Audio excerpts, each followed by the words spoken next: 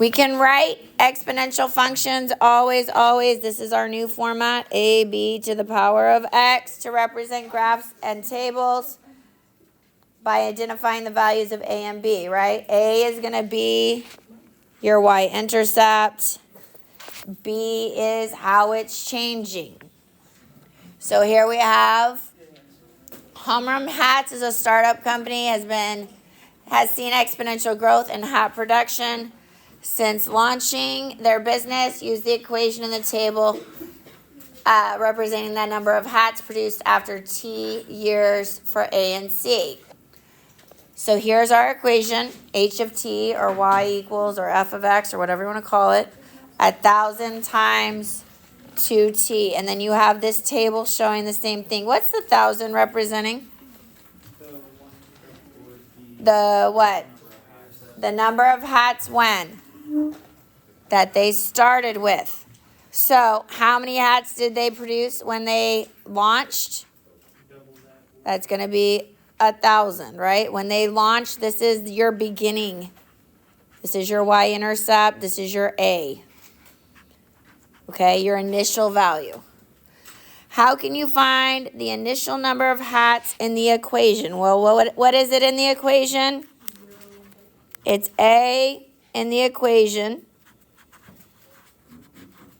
Where do you see it in the table?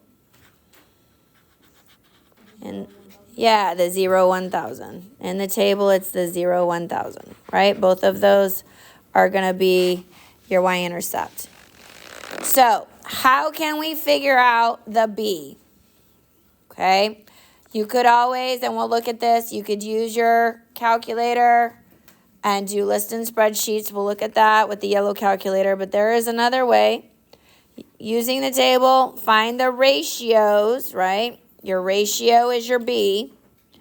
Ratio is just a fraction for consecutive years of hat production. So we're going to fill in these numbers.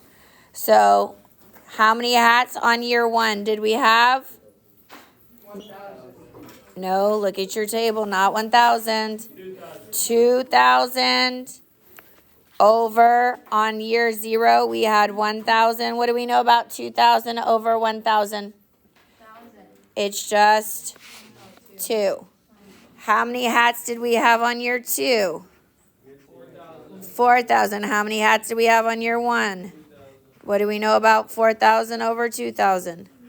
2, right? Ratio, remember, is a fraction, so we're just making these fractions. Year 3, 8,000. Year 2, 4,000, still 2. Year 4, 16,000 over 8,000 is still 2. So that is how you can find your B. Where do you see that ratio in our equation, right? That is B in our equation. Because what is happening to their hat production each year? It's doubling, right? So this is times 2, times 2. So there's a lot of different ways to find the B. So for exponential functions, a, b, the x, b is called the common. You can call it, sometimes you'll see the word ratio or you'll see the word factor, right? Because ratio implies a fraction. Factor is what we're multiplying by. If we make the fraction, we can find what we're multiplying by.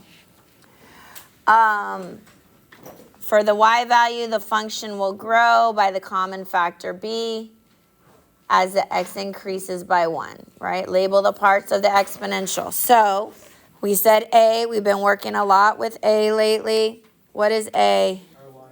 This is our y-intercept. You can also say that it's our initial value, right? Our beginning value. And our B, we just talked about that, is our common.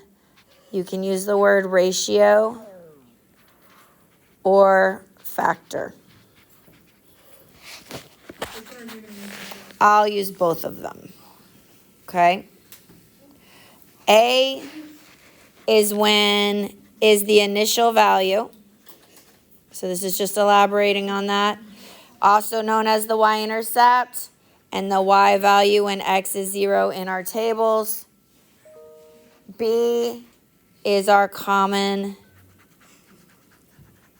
ratio or common factor, can be found by dividing. So if it's, I'll probably use ratio more than factor because dividing means that we have a fraction, and that's going to tell us our y value for our consecutive x values. So that only works if the x values are changing by 1, which most of the time that's what they'll give you.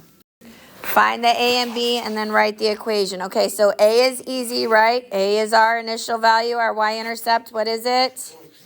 14. Okay, so b, really you don't have to make that fraction for all of them. If you make it for one, you're good. So remember, it is going backwards though. So if our fraction is 7 over 14, what does that simplify to? 1.5 or 0.5. You could write it either way. So when we write our equation, remember our equation is y equals ab to the x. We have y equals what? 14 times 1/2 to the power of x. If you wanted to use the decimal, that would be exactly fine as well. You could write it either way. What is the a value on this one? Be careful. It is 9. Now, you do have a decimal here. I wouldn't use that for the b. I would use those nice, pretty whole numbers. So 12 over 9, see what that simplifies to. So this simplifies to 4/3. You don't want to make this a decimal. It's a very ugly decimal. I would just leave it as that fraction. You also don't want to make it a mixed number. I would not write this 1 1/3. Okay, and it doesn't matter which numbers you use. You could have used this 16 and the 12, and it still would have been 4/3. So it's kind of like slope. It's just making that fraction. A similar method can be applied to writing exponential functions from a graph. Use the example, determine the values. Okay, the graph shows an exponential function. Okay, we're good at that. What is a, right? Where do we find a on a graph? The y-intercept. So our a is 5. It's our y-intercept.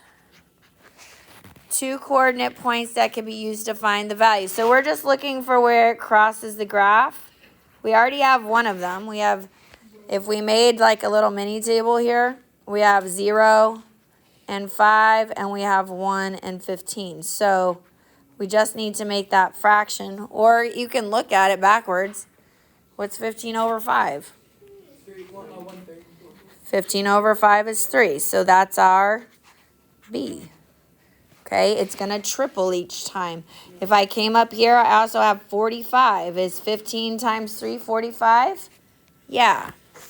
So then when we write our equation, y equals 5 times 3 to the x. Some graph examples. What is a on number 5? 20. All right, and remember they must be consecutive, so I'm going from, now be careful, don't do 20 to 10, right? If you need to make the mini table to see what order it goes in, remember we're going backwards, right? So our b is 10 over 20, which is 1/2. So my equation is y equals 20 times 1/2. You could write 0.5.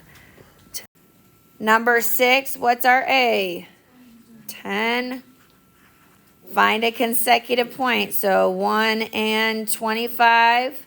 So we're going to do 25 over 10. Be careful here. You can even use your calculator. You can use the Desmos to simplify it. What is it? 5 over 2. Or you could also write 2.5. I would take either, because they're the same. So y equals, just make sure you write your equation correctly. Write a and then b. Don't flip them around, to the power of x. Kayla wrote an equation to represent the exponential function shown. Determine her error and find the correct equation. Okay, Well, I would just look at the table here and do it myself. What is A in this table? 9. And then to get your B, what do we need to use? Make your ratio. 36 over 9, right? Consecutive numbers. I would not use that decimal. What do we know about 36 over 9? It is 4. So what was Kayla's mistake? She put 1/4. So she did not go bottom to top, right? She did it backwards. And then last one. Miss Yearly asked her students to write an equation, represent the function, circle the name who did it correctly. Well, where would you start? I wouldn't even look at those answer choices. Where would you start on this graph? The A is what? 6. All right. So we know it's y equals 6. They all have that. How are you going to find the B? Here's my next point. Right? B is it 6 over 18 or 18 over 6? 18 over 6 is, so 6 times 3 to the x. Who is correct? Thomas.